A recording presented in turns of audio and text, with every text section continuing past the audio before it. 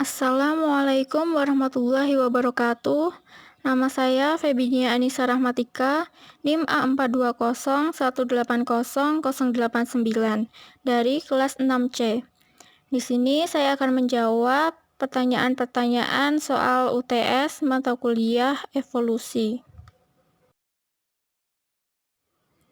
Untuk pertanyaan yang pertama, yaitu beberapa teori evolusi tidak sesuai dengan keyakinan kita. Namun, mengapa seorang Muslim tetap perlu belajar mengenai evolusi? Beberapa teori evolusi memang tidak sesuai dengan keyakinan kita sebagai kaum Muslim. Salah satunya adalah teori evolusi yang dikemukakan oleh Charles Darwin, di mana ia menjelaskan bahwa spesies makhluk hidup tidak diciptakan secara terpisah oleh Tuhan, tetapi diciptakan berdasarkan dari nenek moyang yang sama dan menjadi berbeda satu sama lain akibat adanya seleksi alam. Teori evolusi Charles Darwin juga menganggap bahwa manusia berasal dari simpanse atau kera. Penemuan tersebut pastinya sangat bertentangan dengan agama kita, yaitu Islam. Dalam Al-Quran, terdapat beberapa ayat yang menjelaskan mengenai penciptaan manusia. Salah satunya pada surah Al-Mu'minun ayat 12-14, di mana manusia diciptakan oleh Allah Subhanahu wa Ta'ala dari saripati yang berasal dari tanah, yang kemudian Allah akan mengubahnya menjadi bentuk lain, yaitu manusia. Sehingga pernyataan Charles Darwin tersebut juga memicu pro dan kontra berbagai kalangan. Sehingga karena teori evolusi seleksi alam Charles Darwin, mayoritas manusia menyamakannya dengan teori-teori evolusi yang lain.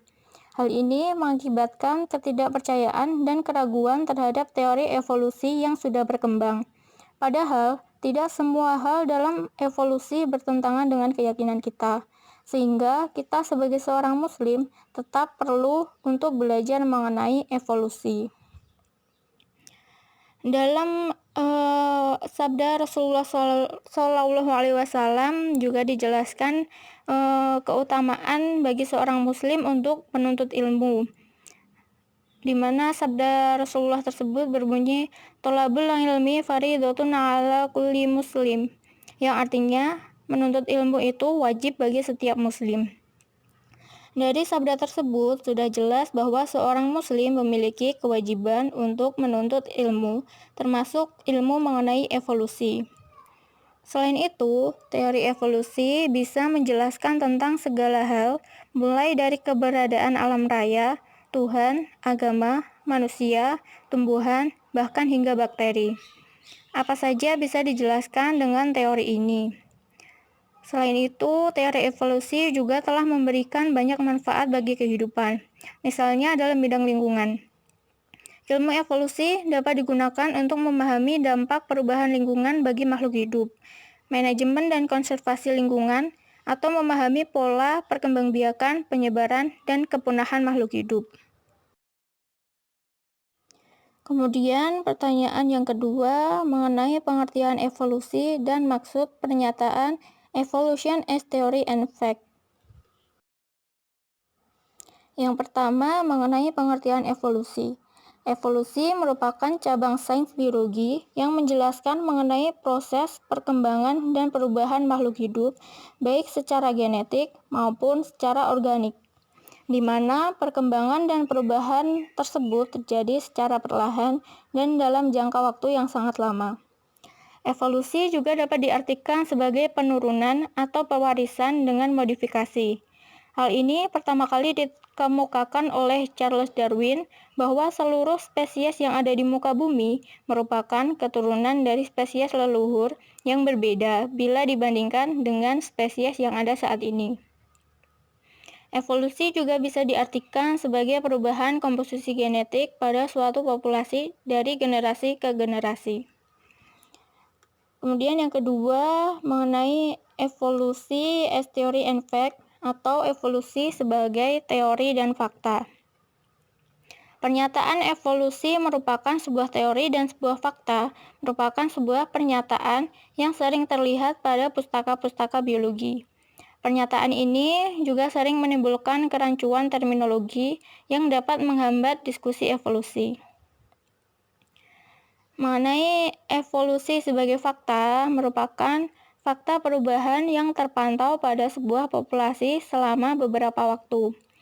Evolusi merupakan fakta dalam artian ia mempunyai bukti-bukti yang sangat banyak, seperti contohnya penemuan fosil-fosil hewan yang membuktikan bahwa terjadi evolusi pada hewan tersebut.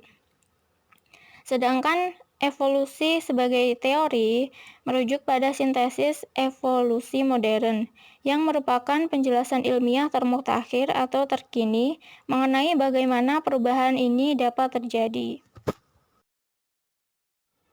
Kemudian pertanyaan ketiga, mengenai 5 mekanisme utama dalam proses evolusi makhluk hidup, yaitu mutasi, rekombinasi gen, gen flow, genetic drift, dan seleksi alam.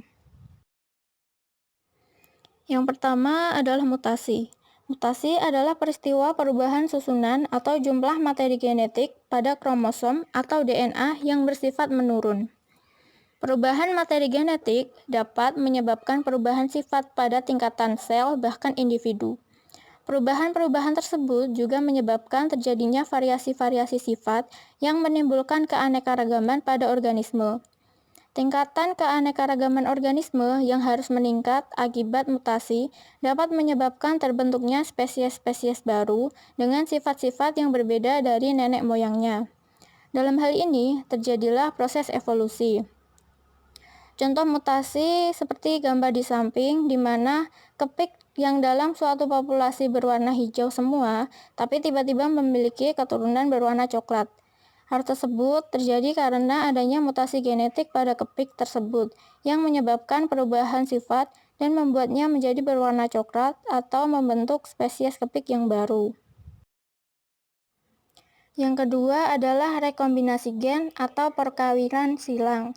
Merupakan pembentukan suatu gen baru dengan jalan pemindahan segmen DNA dari satu sel ke sel yang lain.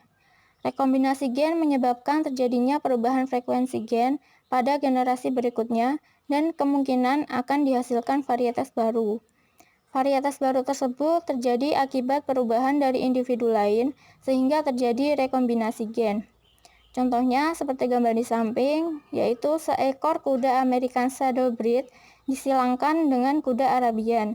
Maka keturunannya akan membentuk spesies kuda yang baru, yaitu National Show Horse.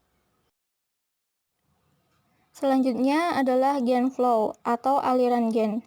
Adalah penyisipan atau perpindahan gen dari suatu populasi ke populasi lain. Peristiwa pemindahan gen antar populasi tersebut disebabkan oleh proses imigrasi atau emigrasi pada populasi tersebut. Contohnya seperti gambar di samping, di mana seekor kepik coklat melakukan imigrasi ke populasi kepik hijau. Kemudian, jika kepik coklat tersebut melakukan perkawinan, maka akan menghasilkan alel baru pada populasi kepik hijau. Selanjutnya adalah genetic drift atau penyimpangan genetik. Merupakan perubahan dalam frekuensi atau jumlah gen pada suatu populasi yang berukuran kecil akibat kejadian acak. Secara ideal, suatu populasi yang berukuran besar, apabila terjadi penyimpangan genetik, tidak mempengaruhi kumpulan gennya. Pada umumnya, penyimpangan genetik disebabkan oleh bencana besar dan pembentukan koloni baru oleh sejumlah kecil individu. Bencana besar seperti letusan gunung berapi dan tsunami dapat mengurangi ukuran populasi secara drastis. Akibatnya, struktur genetik populasi kecil yang selamat mungkin tidak mewakili struktur populasi semula. Situasi ini biasanya disebut dengan efek leher botol atau bottleneck effect.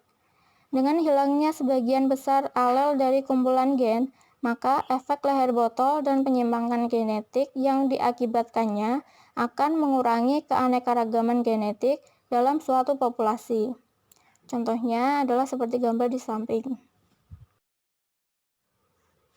Kemudian yang terakhir adalah seleksi alam, yaitu suatu proses adanya perbedaan antara organisme dalam hal kemampuan bertahan hidup dan bereproduksi. Perbedaan dalam satu atau lebih cirinya. Dalam seleksi alam, organisme-organisme yang lebih baik penyesuaiannya terhadap lingkungan akan menghasilkan keturunan yang lebih banyak dibanding yang lain. Sebagai hasil dari seleksi alam, proporsi organisme suatu spesies dengan karakteristik yang bersifat adaptif terhadap lingkungan akan meningkat pada masing-masing generasi.